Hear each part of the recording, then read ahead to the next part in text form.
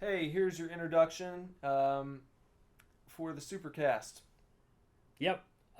Today we we shot the shit and it's kind of a mellow gray day, but that's okay. We still had some fun. Yeah. Talked about all kinds of stuff. Talked about Instagram. Talked about it. Talked about video games for a while, and then we talked about how we're gonna sort of revamp the podcast, sort of once again. But Mm-hmm. there's a lot to look forward to. Yeah. So make sure to check us out all across social media because we're starting to kick it in gear a little bit here. So stop by facebook.com/superdivorce, Twitter @superdivorce, Instagram @superdivorceband, and Snapchat @superdivorce. Our Snapchat and Instagram is kind of inactive, but Yeah. we'll get back to that. Just follow us and be patient. Yeah. If you want to follow me across social media, on Instagram, I'm @BenderButt, Twitter @BendersButt, or BenderButts, I'm sorry, I'm going to get confused. And Snapchat is @BendersButt.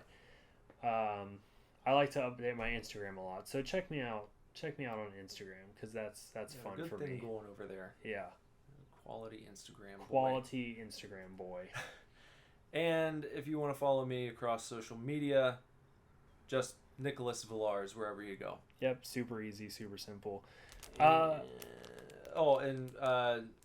our .com, our official website. Yeah, If you go to superdivorceme.com, you'll notice that it looks different now.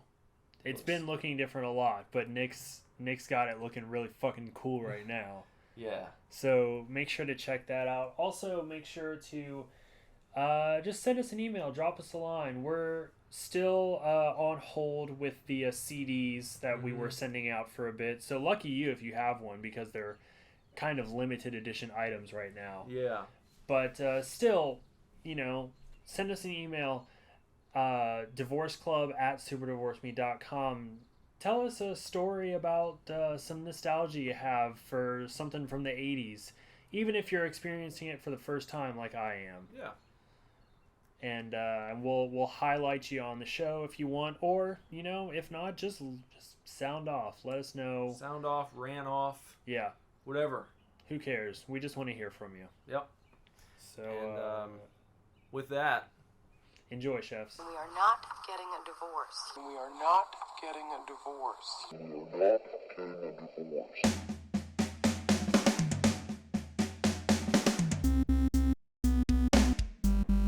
hey, it's Nick And Bender. for your weekly edition of the Super Divorce Supercast. Weekly, even though we haven't posted the last one yet. Yeah, I still haven't done that. So you'll get to listen to this week. So that'll be kind of fun. Yeah. We're We at did one. We recorded one last week. It just Yeah. I didn't post it. That's okay. It's been bad. That's okay. We have, like we like to say, we've got a lot of other stuff going on. Especially Nick has a lot of stuff going on. So Some stuff that is almost ready to begin rolling out a process here. Yeah. So we're getting very close to actually having something to show for everything that we've been talking about right, and all the seemingly empty promises. yeah something to show for the inactivity that's Right. but the Facebook page is doing really well Yeah. lately. Mm-hmm. That's cool. That's really neat. I think we were at 308 likes for probably close to a year. Yeah. So we're at 320 now. We've That's gained pretty cool. 10 over the past week, Not bad. Not bad. which is good when you've gotten 0 new likes over the course of a full year. Right. So Yeah. It's kind of a, I don't know if you guys can tell, but it's kind of a mellow day today, I feel like. yeah, It's very gray outside. it is. Yeah, very gray. It's warm, or it's Mhm. nice, Yeah, but the it's just window's gray. open. Yeah. Maybe you can hear some birds chirping, but it's not like a day that just necessarily puts a smile on your face. No, not really. Not really. But yeah, I did some very heavy cleaning earlier today. I could tell when Yeah. I came in. Yeah. Yeah. Glad you noticed. Yeah, it looks good. Been working hard. I need to fucking clean my apartment too. And then I look back behind you and see that the cat has thrown up on top of my comic books. Oh, well, So, you that's know. good. Yeah. Yeah, I know what that's like. Yeah. Did your cats throw up? Or, yeah, you have two still, right? Yeah. Do they throw up often? Yeah. I don't know what the deal is. Like, I feel like it's my orange cat, Henderson. He just gorges himself on food and then will throw up immediately afterwards because, like, it'll still be just like, it'll look like he just ate it. Same fucking thing. You know? My Cherry. Yeah. Just, I feed her every day, you know, and she runs up and just, like, acts like she's never been fed in her life, and then typically, probably about 4 or 5 times a week, she eats and then pukes it right up. Like, sometimes before she even, like, she'll get 2 feet from the bowl and then just throw it up. And I'm like, it's like, stop. Yeah. You know? It pisses me off. Like, and I'll try and stop it, or at least run him into a room where it's not carpeted. Right. You know? Because then, if he throws up on the carpet, I will literally just let it dry and then pick it up later. Because if you do that, I don't know if you've ever tried this My method. whole apartment's carpet, so. Okay. Well, if it dries, then it just, like, comes up in one solid clump. Yeah. But if you try to scoop up cat puke with a nap or a paper towel or something, it just, like, smears it does. into the carpet, and I was like, fuck that. I'll just let it dry then and just peel it up. Like, nasty, but, you know, just start hearing that. I don't even know. I don't even get it. Like, and the problem, you know, part of me is like, okay, well, is it, you know, do I need to leave food out? But, you know, it's not the biggest issue, nowhere near the type, like, the kind of issue that it was sort of made out to be when I got my cat. But, you know, she only has 3 legs, so I'm supposed to kind of control her weight. Yeah. And she, like, just eats a fuck ton, so I can't just leave food out all the time, or she'll just eat and eat and eat and get fat, and then she can't walk. Cats will do that. Yeah. They, like, have no pacing. Right. So I feed the cats twice a day, and I'll give them, you know, like I have a particular portion that I give them that the vet recommended, you know, so stick to that. But oftentimes I'll go downstairs and they will have just knocked over the entire container and there's just food spilled all over the floor. And it's like, no wonder you're fat asses and like, you know, and you're throwing up all the time. You're getting fed twice a day and then you still have to knock the damn thing over, spill food everywhere, just stuff yourself. I don't get it. And, you know, I think it's like, and I was like, okay, maybe I'll try, like, soft food, and then she just pukes up soft food, and, you know, that's even worse. I've heard that, like, you know, they shouldn't be doing that, but at the same time, she's pretty fucking fine otherwise. Yeah. So I'm just like, whatever. Just be a cat. Yeah. I don't care. You know. Just sit around and lick yourself. She's been fine for 6 fucking years. Yeah. So, whatever. Just deal with it. Hashtag DWI. Yeah. Speaking of hashtags, did you see the new It trailer? Yeah. So awesome. But I posted on Instagram, just like, at the end of the trailer, there's like a 0.5 second flash of Pennywise on the projector screen, you know, like in the basement after the kids are watching it, and it's like a full costumed shot from like the waist up, and I like did the thing on my phone where I just like fucking jam the pause button so it's just like frame by frame going until I paused on it and I screenshotted it, and I threw it up on Instagram, you know. Yeah. And I only hashtagged like 6 different things. I got 132 likes on it. Damn. I don't know why. It was just like I had my phone was away from me for a while, and I picked it up, and looked at it, went to Instagram, and the little thing pops up, and it's like 64 likes, and I was just like, oh, my phone's doing that thing again where it just like compounds all of your likes from the last couple days, and I clicked on it, and it was just like all the it picture, and then I clicked the picture, and it was like 105 likes, and then it was still just like likes rolling in, no follows though, which kind of sucks, but I was still like, well, I'll take what I can get, My Instagram has been somehow just like slowly rising, and like I'm starting to average like 45 to 60 likes per picture. That's pretty good. Yeah. It's really not bad. You've got a good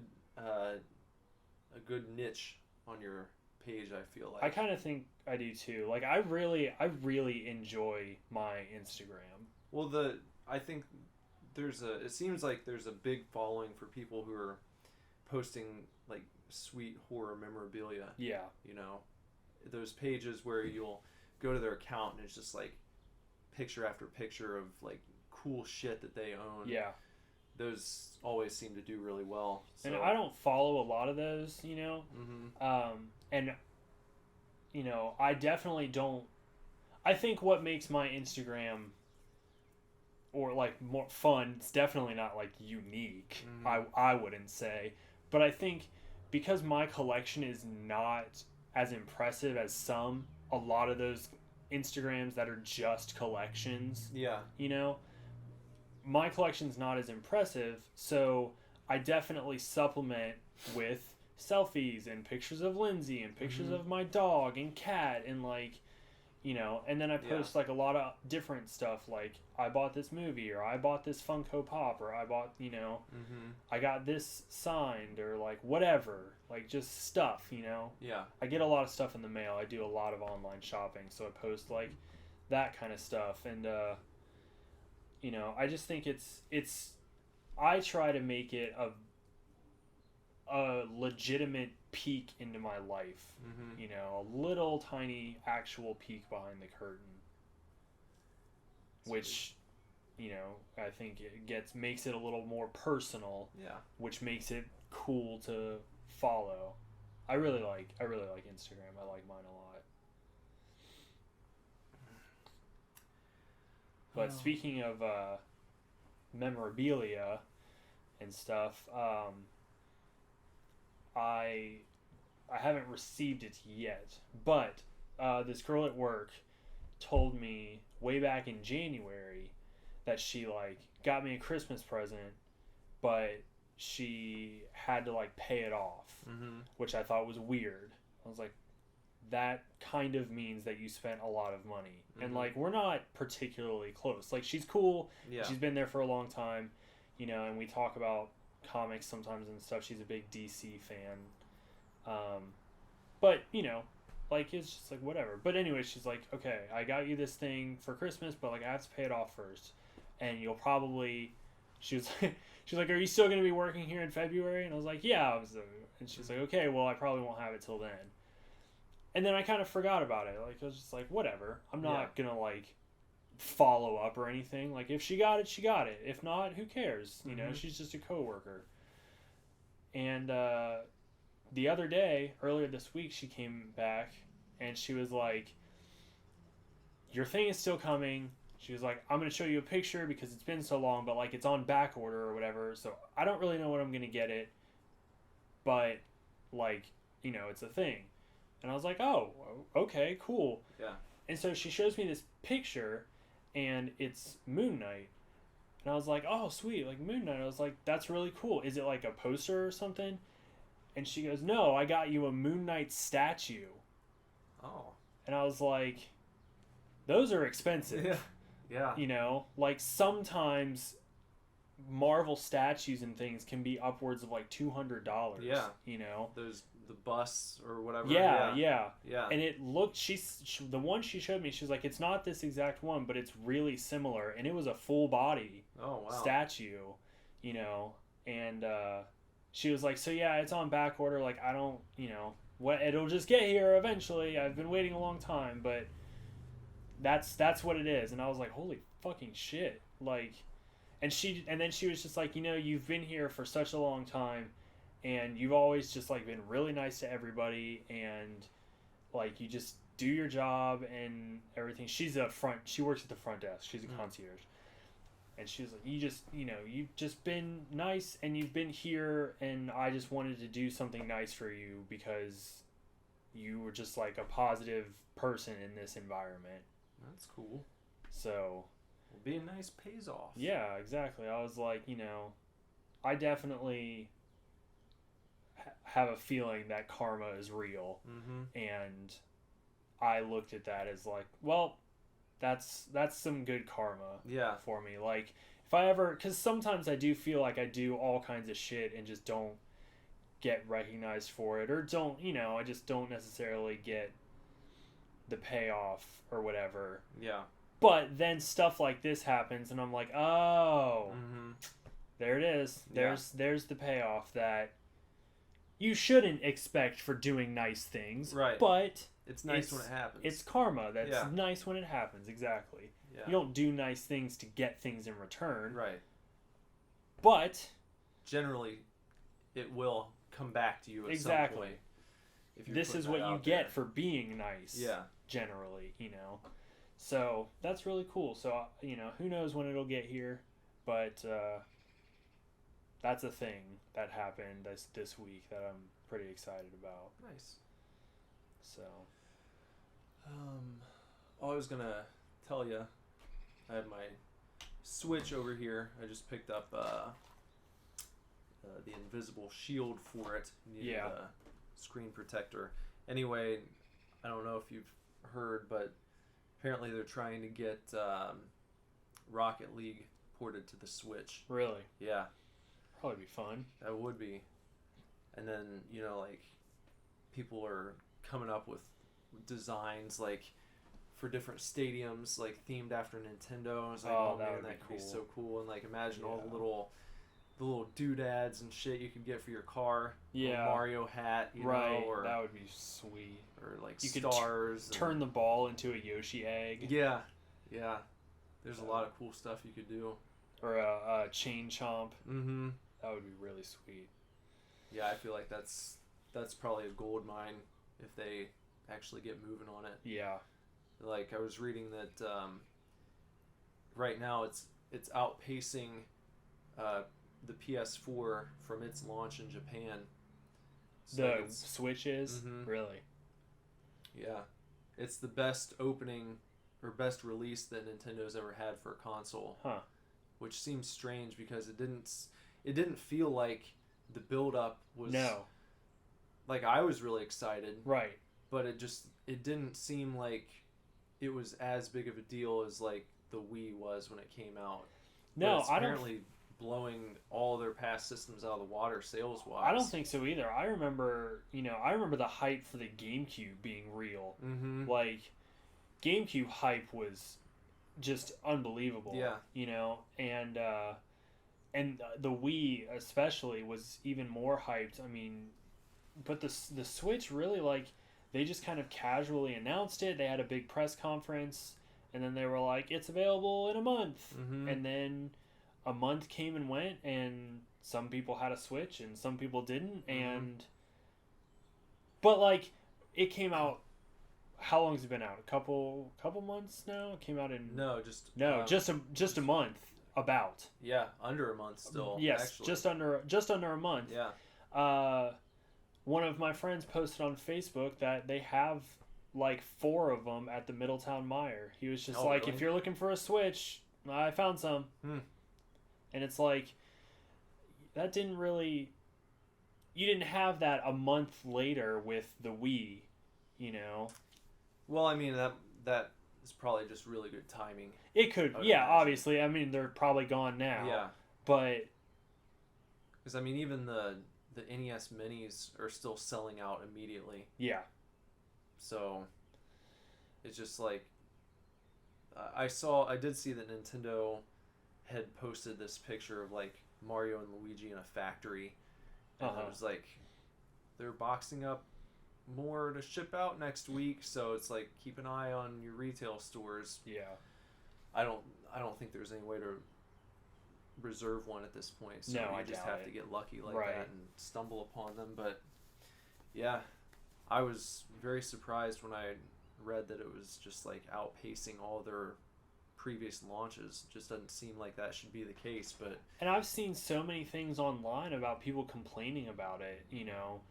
Just, the community seems to be really enjoying it. I think that a lot of critics kind of panned it. Yeah. I think the community is really latching on to the games. Mm-hmm. It sounds like, especially Legend of Zelda. Yeah. I've seen just people complaining about like the screen and like sliding it in. They don't want to scratch it, so people are like making koozies for the the console and stuff. And some people were talking about like the ergonomics of the controller and trying to make it more comfortable and modifying it to make it more comfortable or whatever. But but overall, those are typical complaints of any new system. Whenever something launches, there's always a portion of the community that's like, this is the most uncomfortable controller I've ever held. Yeah. And then other people are like, well, it's not so bad. Well, I will say, when I held the controller at the Studio 85 opening party, and even with that extra like L and R attachment, I did still feel like I was like, man, this is fucking small. It is really small, but again, like I told you, once you use it and you're actually playing a game, you stop noticing. Right. And then you realize a lot of that space I'm used to is just extra. I don't have to have that. It's not like I can't play this game right now, Right. And even, playing it with the Joy-Cons attached to the screen is great. And then you've got like the little controller accessory that they can slide into. And then there's the Pro controller that you can get as well. So, there are options. I feel like it's just really cool. I haven't had any issues with, feeling like I'm going to scratch the screen. Yeah. Putting it in the dock. I guess as long as you're not just like dropping it in, you should be okay. Or like trying to slam it in quickly. If you just take your time, there's no big deal. Right. I saw a mock-up that somebody had come up with that was like, it was the two controllers, and then it was the GameCube layout for buttons, like X and Y were the sort of like weird shapes or whatever, and then the buttons over here were a C-stick, and it was just like, please fucking make this. Yeah. Two attachments just with GameCube setup, and I was like, yep, I'd buy that. I'd buy that for $1. There's a lot they can do.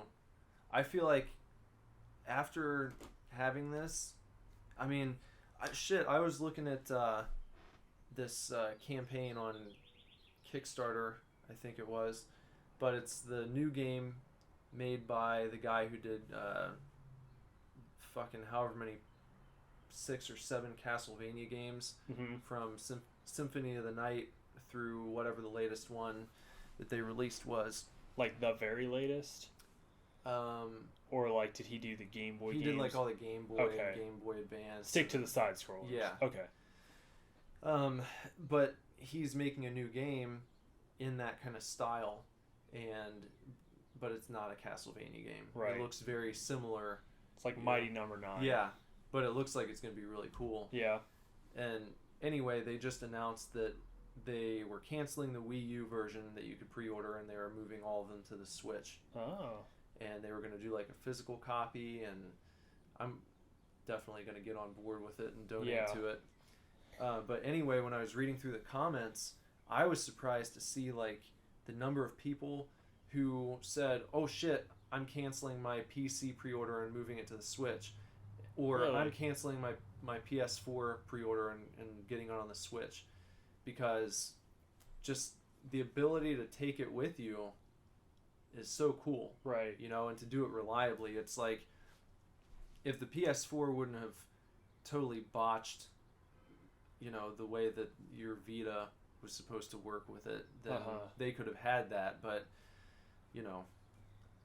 I think I've talked about it before. If you try to play remote access on on your Vita, it's just like a joke. Yeah. It just doesn't even work. Right. So, but that could be something that really impacts the future of consoles. Is if Nintendo starts like outdoing PS4 and Xbox One in sales because people are willing to like, oh shit, we can only play in 720p when we take it on the go, but you're still taking it on the go and you're playing current gen fucking games on this little thing. So right. Yeah, I do still want to pick one up at some point. But I don't know. Like I said before, I'm pretty okay with waiting for the catalog to get a little bit bigger. Yeah. And I'm really looking forward to Mario, so I'm definitely not gonna I'm definitely not even gonna attempt to pick one up until Mario is out, which I know is later this year.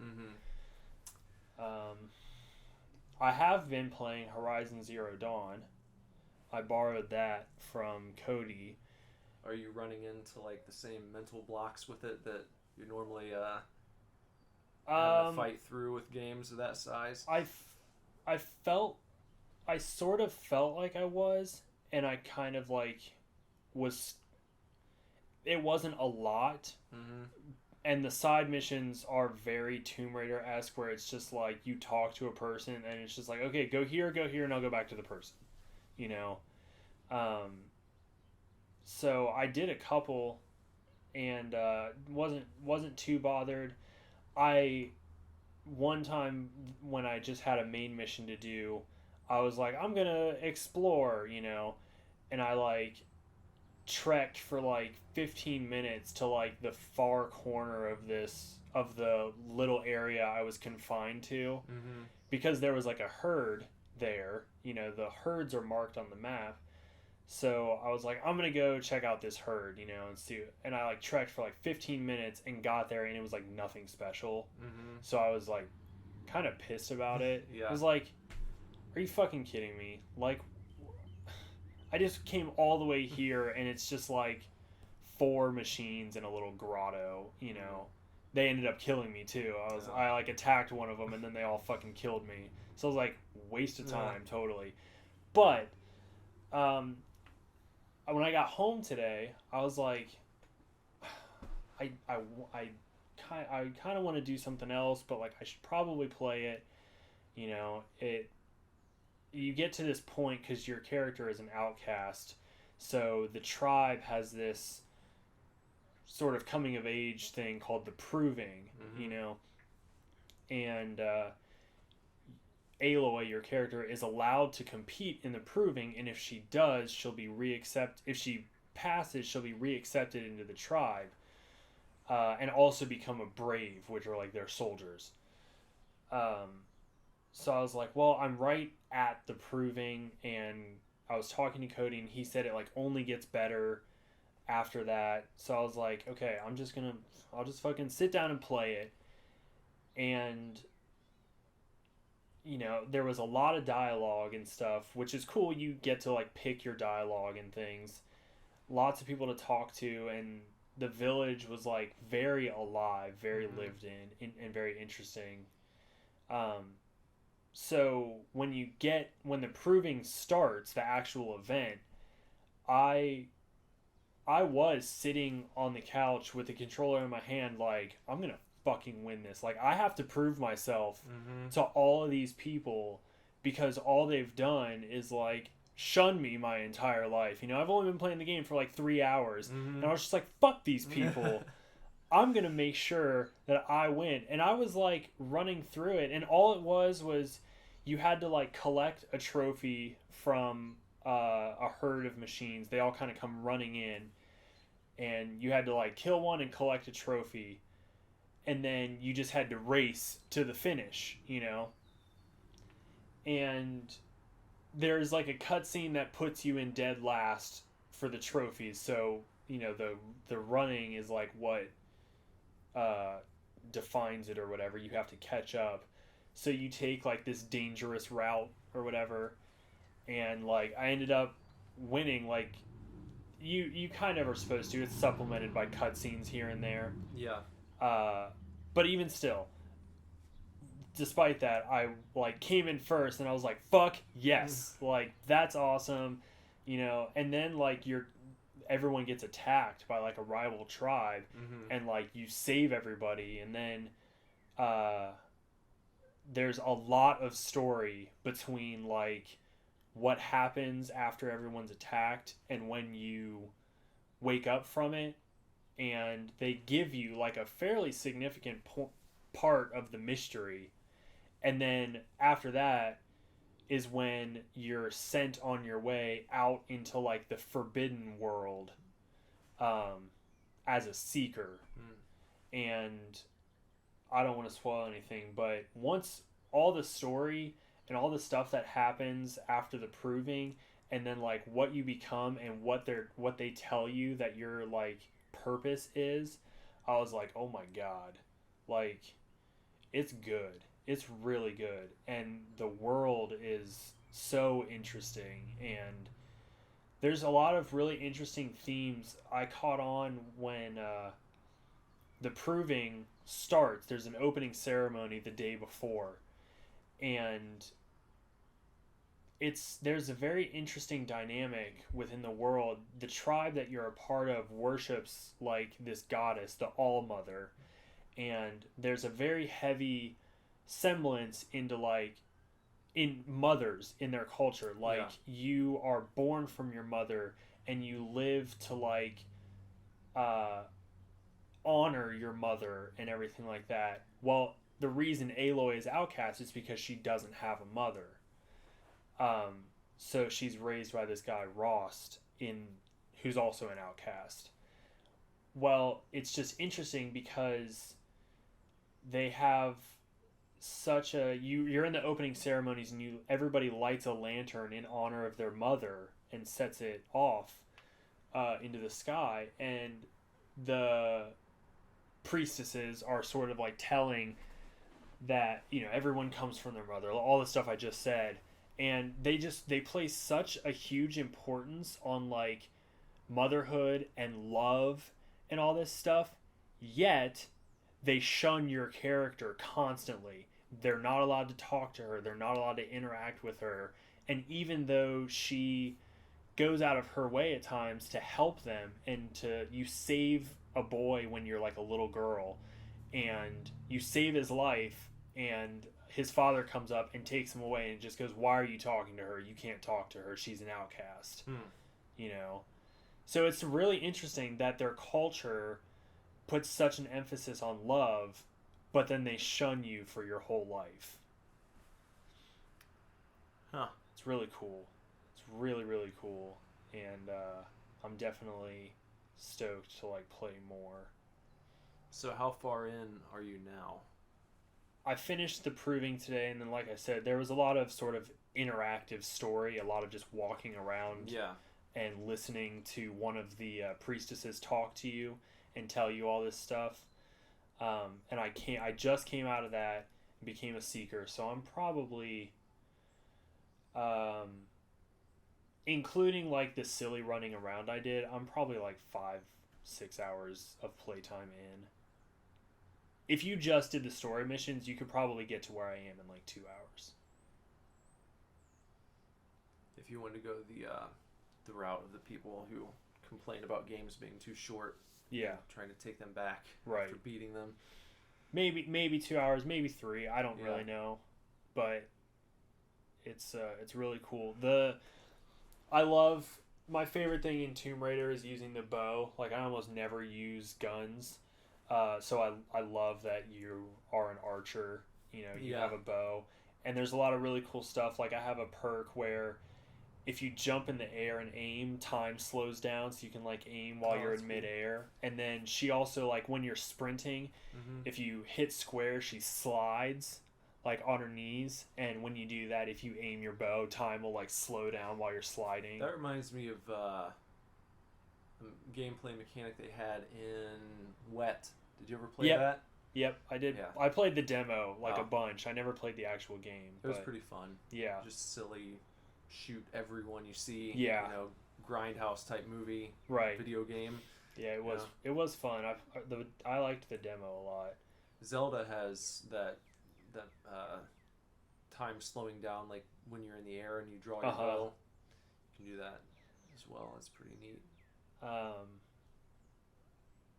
There was another thing. Oh, and then you also can get a perk where if you're aiming your bow and you click R3 like to zoom in, that also will, it's concentration, so it'll slow down time, and you have a little meter.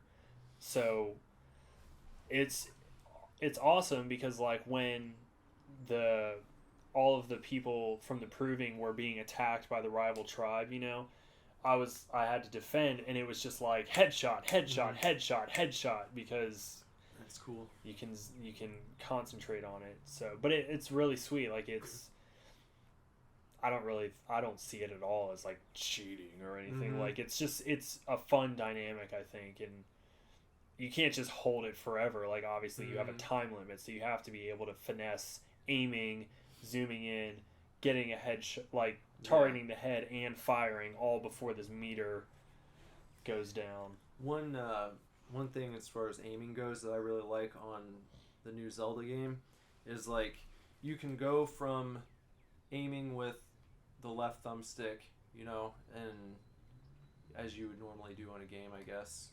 I think it's the left, isn't it? I normally aim with the right. Okay, well I guess you're moving around with the left. Yeah, you can move with left and right. So you're like aiming with your thumbstick, and you can so you could quickly get in position with the thumbstick, but then once you're kind of in that range, then you can take over control by moving the actual screen. Oh, really? You know? Yeah. So it makes it easier, in my opinion, with thumbsticks. Sometimes it can be a little difficult to get things exactly where you want them, because it's why I've always preferred aiming with a keyboard and mouse in a game, because you're using your entire hand and wrist to kind of finesse your way into position, as opposed to trying to just move it, slightly to get that headshot. Yeah, which is it's why if you look at I remember reading an article about the top 10 Halo players in the country at the time, and it was like every single one of them, they listed their setup, and their sensitivity and all this kind of stuff, and every single one of them had it on 1 or 2, and I was like, really? Wow, that, because you think that the greatest players are probably whipping around at the high speed, up there at an 8 somehow, where you barely touch it and they turn around. Right. But all the people that were the greatest in the world were playing on the very lowest sensitivity. It's well, honestly, I guess if you can figure out a way to learn the maps well enough and put yourself in the right position, that makes sense when you're playing with a controller. Right. Because that's how you do have the best control as far as aiming goes. Right. So yeah, Horizon's a lot of fun. I love that it's a PS4 exclusive. Cody said because he's already beaten it. Cody said it's up there with The Last of Us for him. Oh yeah, it's that good, and I can see it. There's a lot of story emphasis. I was in that sort of guided story for much longer than I anticipated being, which didn't bother me. Yeah, I don't mind that at all. It was very much, a lot of feelings of Uncharted, with those 20-minute cutscenes, but you were just oh my god, I just want to watch this cutscene. I love that if the cutscenes are good and the story is good. They did a really good job once again of, you feel connected to the characters almost instantly. Yeah. And it makes the you care about them very quickly. There's 3 priestesses, and one of them she's the one that kind of takes you by the hand after the proving and wants to tell you all of these secrets. And there's another priestess who agrees with her, but is kind of well, I mean, what else are we going to do? And there's a third priestess that's fuck that. We shouldn't be talking to her. She's an outcast. So it's, so you automatically love Tirsa and you hate Jaka because she doesn't like you. Yeah. You're but I've never done anything, Yeah. Yeah. So it's nice to to feel that connected to a character and to the world and what you're doing. And I've had that with The Last of Us, and I have that with Tomb Raider, and I had that with Uncharted, especially the fourth one. Mm-hmm. Yeah, I'll have to play it. Yeah, it's really, really good so far. When was that? Last night that you asked me about Kavinsky? Yeah. I heard them on my Spotify playlist that I've been shuffling, and I feel like I know that I've heard them before because you've been playing them at the house, like sometimes when I've been over. Yeah, I think the big break was probably with the Drive soundtrack. Okay. That Night Call, I think was from Drive. Oh, okay. Yeah. Yeah, that popped up on my 80s list, and I was like, holy shit, yeah, this is good. I can get into this. I really liked the female vocals on Night Call more than I liked the computer vocals, but still, the music was really, really good. It was really cool. You know, so, and it reminded me a lot of Carpenter Brute. Not more 80s soundtrack, less like spastic, almost like gothcore, sort of. Like you would expect goth kids to listen to Carpenter Brute a lot, you know. Not that that's the only people that do. It's very accessible music, but it's very like driving and hard and electronic and...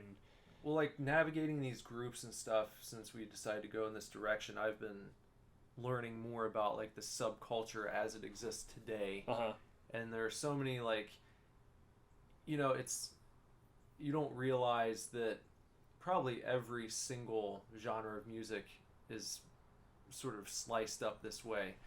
But, you know, when you're dealing with kind of independent rock music, and you've got emo and screamo and post-hardcore and post-punk and metalcore, and you don't realize how many different branches there are of synth music and stuff that falls under that kind of, I guess it kind of starts with like new wave, and then you've got like synth wave and synth pop, and you know the shit like VHS pop and whatever Carpenter Brute it would be defined as.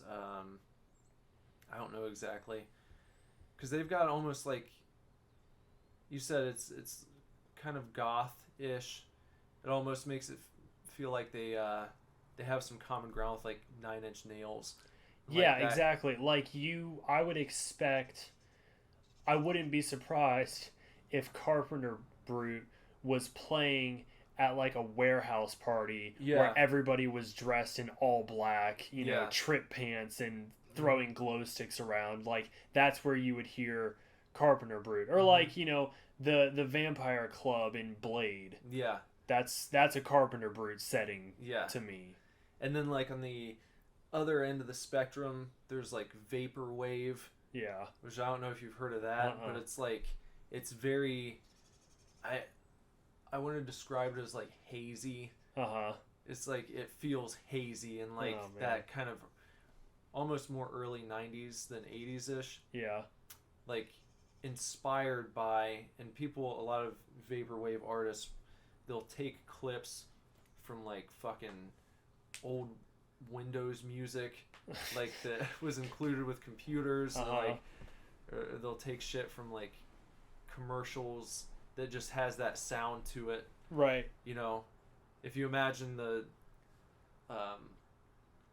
like the old cups, the throwaway paper cups with like the kind of aqua squiggle on it, exactly, and like the purple, but like cover it in fog and like some pink in the background, like that kind of washed out pink.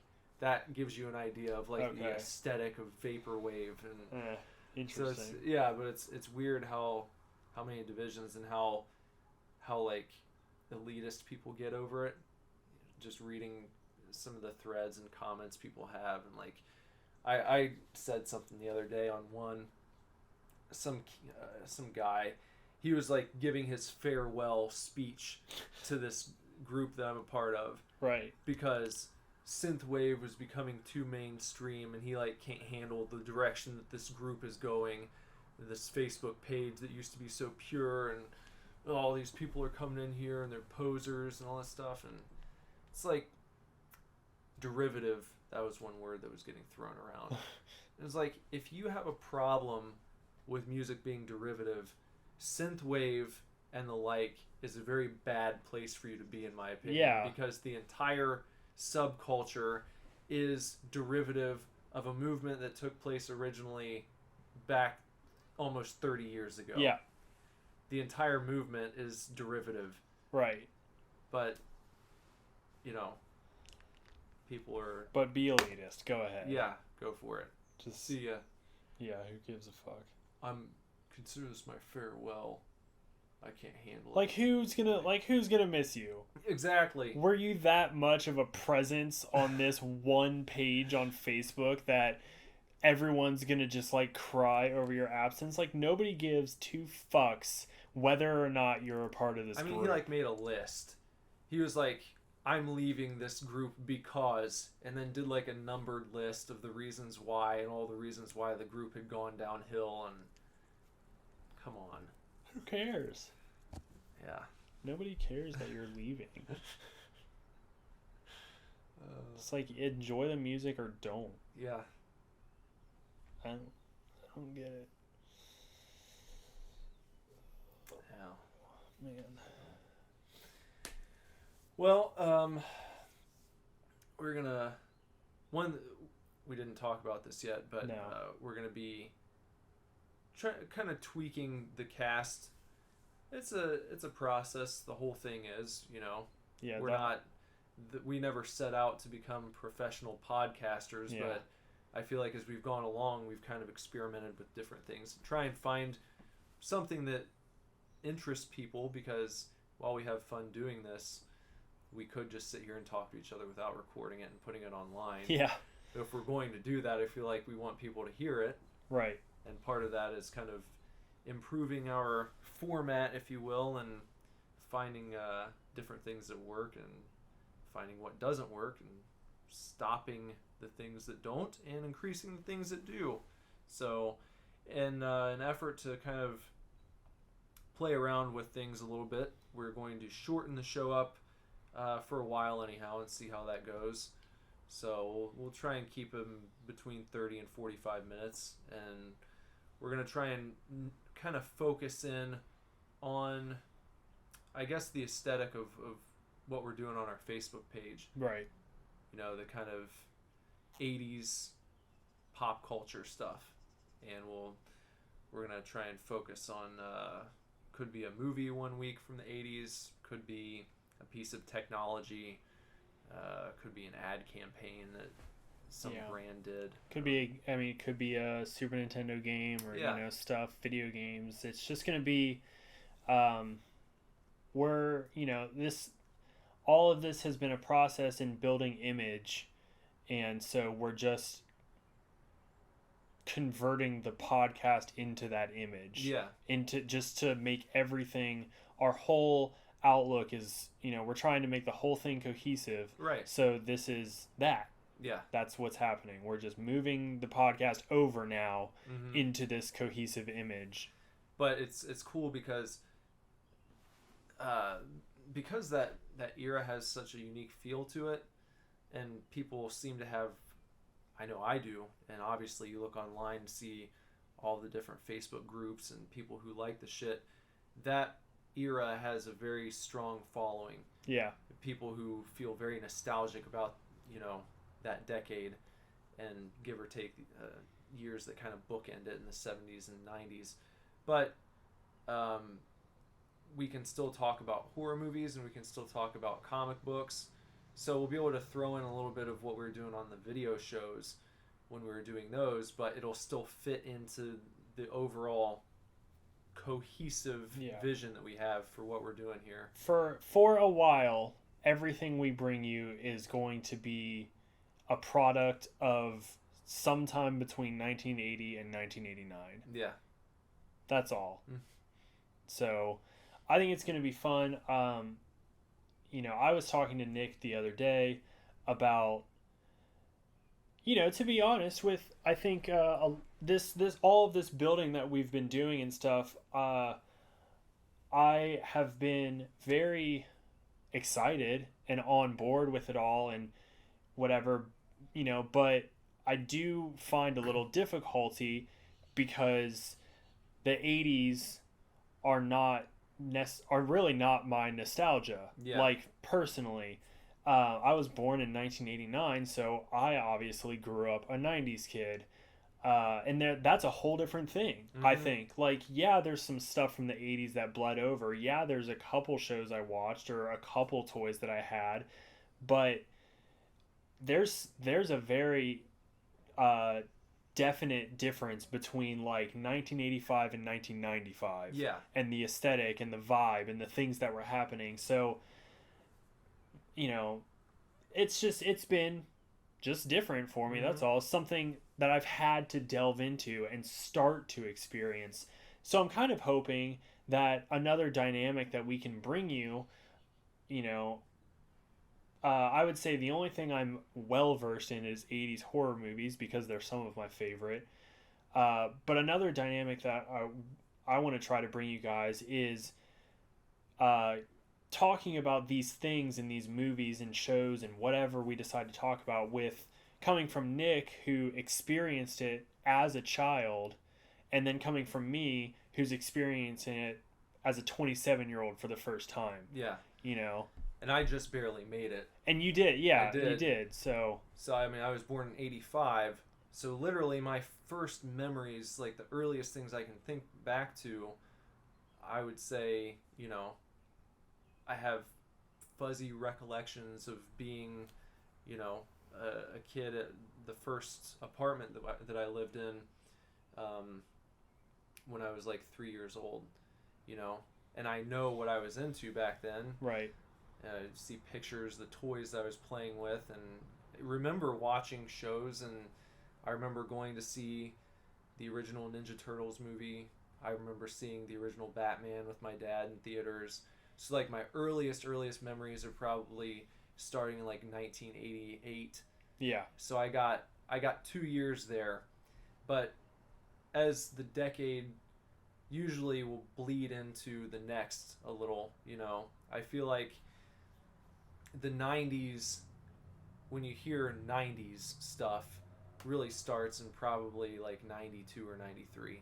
Yeah, I think usually so. When you go into a new decade, for about the first year or two, you're still in the last decade. Yeah. For what it's worth. Right. It wasn't until like, you call it the early 90s, 92, 93, but that, I feel like that's when I was, 5 and 6 or whatever. And that's when like Nickelodeon really took off. Yeah. And maybe a year after that or so, you got Cartoon Network, and Cartoon Network's earliest cartoons really took off. And well, I remember like Nickelodeon was still big when I was really little. But I guess when Snick came on. Yeah. With like Ren and Stimpy and Are You Afraid of the Dark, that's 90s. Yeah. But my first experience of Nickelodeon, it's like I got to experience the best of both worlds growing up because I got the tail end of the 80s, and so I was into all the fucking Ghostbusters and Thundercats, Transformers, right, and all that cool shit, He-Man. And then when the second wave of new shows came through for a new generation, I also got to experience those as a kid, though, at the tail end of being that age where you're captivated by those things. I remember around the time that I stopped watching Power Rangers, it was because I started feeling like it wasn't really cool for me to be watching Power Rangers anymore, unfortunately. Probably right around the time I started watching Power Rangers. Probably so. I don't know. Did you watch Mighty Morphin like from the beginning? Or... I don't know about from the beginning. I just remember at 7 years old, I wanted to take karate because I wanted to be a Power Ranger. Yeah. So I did watch Mighty Morphin. I watched up until like until it became Zeo, I guess. Okay.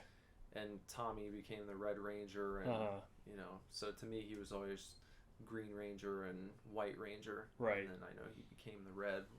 Anyway, so it's we have that dynamic there where, as far as the stuff that we're into with the band's image right now and where we're going with things, I can kind of speak to what it was like, what I remember it being like living through that era, and you're kind of just now coming into it. Right. And again, you know, you might have caught the tail end of it, but a lot of this stuff is still things that you embraced in, like, you know, your early childhood years, like, you know, like 10 and under. Mm-hmm. It's stuff that you really embrace. Like, I'm looking at it right now because Nick has it. I've never seen the Transformers movie, the animated one. So good. You know, you should take it home and watch it. I never watched like Thundercats religiously. Yeah. I never watched, you know, like a Ninja Turtles cartoon. Like, I've seen the first movie because my grandma had it, so I watched that all the time. But I never watched the other two. Like, a lot of that kind of stuff. You know what I mean? You embrace it a lot more, and I am just coming into it. So I think it'll be fun. Yeah, and like the thing about growing up at that point, and I mean it's really the same way with stuff in the 90s. I think you had a little more access as far as like companies seeing the profit in putting out TV shows on videotape and all that stuff. But you know, growing up in the 80s, the connection to all these different franchises, it's really based in like the imagery and the toys, as opposed to remembering the stories from a lot of the stuff. Like, yeah, that's true. I remember the Transformers movie because of something devastating that happens in it, you know, and you know, I remember the Ghostbusters because I loved the movies and I had those on VHS. I love the cartoon as well, but back then with the cartoons, you got to watch them once a week. Right. You couldn't like fire up Netflix and watch episode after episode. So it's like you'd watch a show one time for a half hour, and then you'd get your toys, and that's where your connection was, I feel like. Right. Because you didn't have companies putting out entire box sets of Thundercats in the 80s. It just wasn't, you know, you could maybe get your parents to set the VCR and tape a few episodes for you, and those were the episodes you really remembered. But, you know, I think that's why people are so connected to the imagery and the toys, and people are just, they latch onto that stuff because that's where your attention was. Right. And I don't know, maybe you feel that way about some of the stuff you were into, because I think I sort of in the way I kind of look at it maybe is like, you know, a lot of your nostalgia is wrapped up in these shows and movies and things, and I kind of feel like, to be perfectly honest, my nostalgia is sort of wrapped up in like the boom of technology, where like, yeah, I watched Nickelodeon and I watched Cartoon Network and I fucking loved Dexter's Laboratory, and I remember like, you know, watching Courage the Cowardly Dog and all that stuff, but I didn't watch like a ton of movies as a kid. At least I watched like Jurassic Park, E.T., Ninja Turtles. Yeah. Done. You know, and then like with my sisters, I watched a lot of Disney movies. So I didn't really see a lot of live action stuff, you know. So yeah, my nostalgia is really wrapped up in like having a computer in the house for the first time, and like AOL, and like being on the internet, and then like going to E-Bomb's world, and that kind of having a cell phone for the first time, and playing with laptops at school and that kind of thing. I think so. It's, I don't know, it's a different kind of connection. Like you have a sort of these you had the big connection to the toys and where you were creating stories and things, and you had the stories of these shows and whatnot, and I sort of have like an experience nostalgia where it's just like, oh my god, all this new stuff is happening and it's happening fast. Yeah. Well, back then, for me, it was the big technological breakthroughs that I cared about. Basically, it was just like a new game system coming out. That too. Like I had, when I was real young, I had the gray brick Game Boy, and then being like 11 years old and getting a Game Boy Color for the first time and just being like, holy shit, it's in color. Yeah. Yeah. And watching that technology sort of advance. Mm-hmm. Yeah.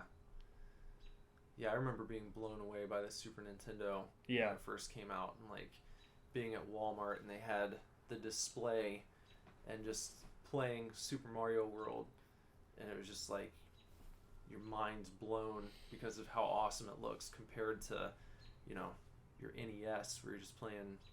I had all the Mario games, but even compared to Mario 3, at that point, Super Mario World was just like off the charts. Right. It was unbelievable. So that's what we're going to start bringing you. Yeah. It'll be cool. It'll be fun to sort of dive in and see what's happening. Yeah. And there's so much stuff now that's like, being mined and brought back from that era, that there's going to be a lot. When new movies are coming out, we can take a look at, hey, here's something they're bringing back from this time period. Games that they're remaking, franchises that started at that point. So we'll have a lot to talk about. It's not going to be boring. It's going to help us. I feel like we're going to be able to kind of zoom in and give ourselves a little bit more direction. And hopefully bring in some new ears for the show. And it's going to be fun. Yep. So we're going to wrap up for this week, and we'll be back next week with maybe stuff about the Transformers movie. Yeah, that'd be a good start. So until then, I'm Bender. I'm Nicholas.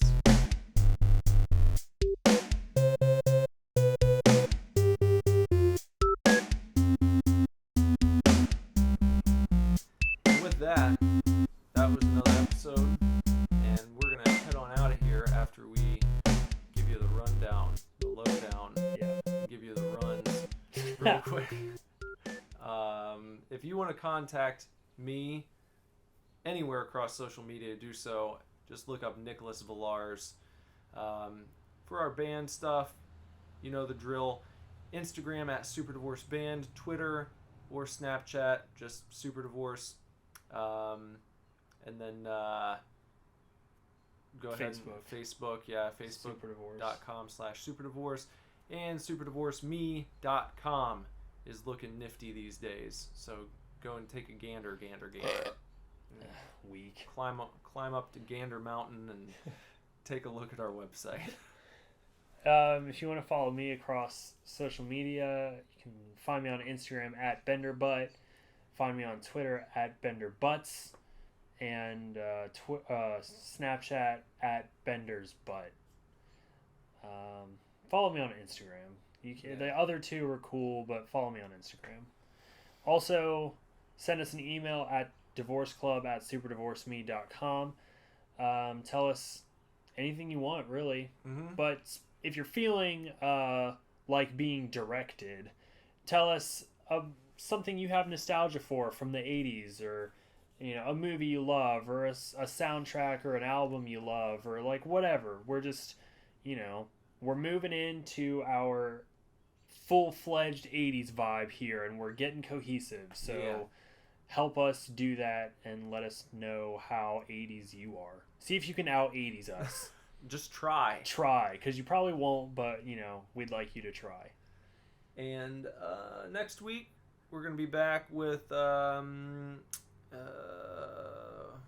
would you say, a more, what am I searching for here, a more an in-depth look at the Transformers animated movie. We're we're going to do that. We're going to talk about that. Yep, lots about that. Bender's never seen it. Nope. I'm going to let him take it home this evening, and I hope that he enjoys it. I probably will. So, until next time. Enjoy, chefs. Super divorce.